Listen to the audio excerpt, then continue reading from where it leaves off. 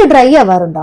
അധികം ആൾക്കുള്ള പ്രശ്നമാണ് മൂക്കിനകത്ത് വളരെയധികം ഡ്രൈനെസ് ഫീൽ ചെയ്യുക എന്നുള്ളത്. എന്തുകൊണ്ടാണ് അത് സംഭവിക്കുന്നത്? അലർജിയുടെ ഭാഗമായിട്ട് നമ്മൾ ശക്തമായിട്ട് തുമ്മിക്കൊണ്ടിരിക്കുക, അല്ലെങ്കിൽ മൂക്കൊലിപ്പ്, മൂക്കടപ്പൊക്കെ ഉണ്ടാകുമ്പോൾ, അതുപോലെ തന്നെ ചില ആളുകൾ ശക്തമായിട്ട് മൂക്ക് ചീറ്റാറുണ്ട്. ഇങ്ങനെയൊക്കെ ചെയ്യുമ്പോൾ മൂക്കിനകത്തുള്ള സ്ഥലങ്ങളിൽ ഡ്രൈനെസ് വരാറുണ്ട്. അതുപോലെ തന്നെ നമ്മളിപ്പോൾ AC ഓവറായിട്ട് ഉപയോഗിക്കുമ്പോൾ ഈ ഒരു ഡ്രൈനെസ് അധികം ആളുകളും കൂടുതലായിട്ട് കാണുന്നുണ്ട്. നേസൽ സ്പ്രേ കൂടുതലായിട്ട് ഉപയോഗിക്കുന്ന ആളുകളിലും ഈ ഒരു ഡ്രൈനെസ് കൂടുതലായിട്ട് കാണുന്നു. അലർജിയുടെ ഭാഗമായിട്ട് മൂക്കടഞ്ഞിട്ട് വായ തുറന്നു വെച്ച് ഉറങ്ങുന്ന ആളുകളിൽ മൂക്കിലും തൊണ്ടയിലും കൂടുതലായിട്ട് ഡ്രൈനെസ് കാണപ്പെടുന്നു. ഇതിന് പ്രധാനമായിട്ടുള്ള ലക്ഷണങ്ങൾ കൂടുതലായിട്ട് ഡ്രൈ ആവുക, ചൊറിച്ചിൽ അനുഭവപ്പെടുക, ഒരു പുകച്ചിൽ അനുഭവപ്പെടുക എന്നുള്ളതൊക്കെയാണ്. അതോടൊപ്പം തന്നെ മൂക്കിനകത്ത് ക്രസ്റ്റ് ഉണ്ടാവുക, മൂക്കിൽ നിന്ന് ചെറിയ രീതിയിൽ ബ്ലഡ് വരാനും ഇത് കാരണമാവാറുണ്ട്. ഇത് നമ്മൾ ചെയ്യേണ്ട കാര്യങ്ങൾ എന്ന് പറഞ്ഞിട്ടുണ്ടെങ്കിൽ AC ടെമ്പറേച്ചർ 25 മുതൽ 26 ഡിഗ്രിയിൽ മെയിൻറ്റെയിൻ ചെയ്യേണ്ടതാണ്. ഹ്യൂമിഡിഫയർ ഉപയോഗിക്കുന്നത് നല്ലതാണ്. ഹ്യൂമിഡിഫയർ കൂടുതലായിട്ട് ഉപയോഗിക്കുമ്പോൾ നമ്മളെ അന്തരീക്ഷത്തിലുള്ള ആ ഒരു ഹ്യൂമിഡിറ്റി മെയിൻറ്റെയിൻ ചെയ്യാൻ പറ്റുന്നു. നാച്ചുറലായിട്ട് നമുക്ക് ചെയ്യാൻ പറ്റുന്ന ഒരു കാര്യം എന്ന് പറഞ്ഞാൽ ഇൻഡോർ പ്ലാന്റ്സ് വളർത്തുക എന്നുള്ളതാണ്. പക്ഷെ ശ്രദ്ധിക്കേണ്ട ഒരു കാര്യം, ഇൻഡോർ പ്ലാന്റ്സ് വളർത്തുമ്പോൾ ഫംഗസ് വരാതിരിക്കാൻ പ്രത്യേകം ശ്രദ്ധിക്കേണ്ടതാണ്. പ്രോപ്പർ ആയിട്ട് മെയിൻറ്റെയിൻ ചെയ്യേണ്ടതാണ്. അല്ലെങ്കിൽ അത് പിന്നെ അലർജി കൂടാൻ കാരണമാവാറുണ്ട്. അതുപോലെ തന്നെ നന്നായിട്ട് വെള്ളം കുടിക്കുക, നേസൽ സ്പ്രേ കൂടുതലായിട്ട് ഉപയോഗിക്കാതിരിക്കുക, ഇത്തരം കാര്യങ്ങളൊക്കെ കൂടുതലായിട്ട് ശ്രദ്ധിക്കേണ്ടതാണ്. ഈ ഒരു ഡ്രൈനെസിന് ബേസിക് ആയിട്ടുള്ള കാരണം അലർജി ആയതുകൊണ്ട് തന്നെ അതിന് പ്രോപ്പർ ആയിട്ടുള്ള അലർജി ട്രീറ്റ്മെന്റ് എടുത്താൽ മാത്രമേ നമുക്കിത് നല്ല രീതിയിൽ കൺട്രോൾ ചെയ്യാൻ പറ്റൂ. നിങ്ങൾക്കും ഇതുപോലെ മൂക്ക് ഡ്രൈ ആവാറുണ്ടോ? എന്നാൽ താഴെ കമന്റ് ചെയ്യൂ.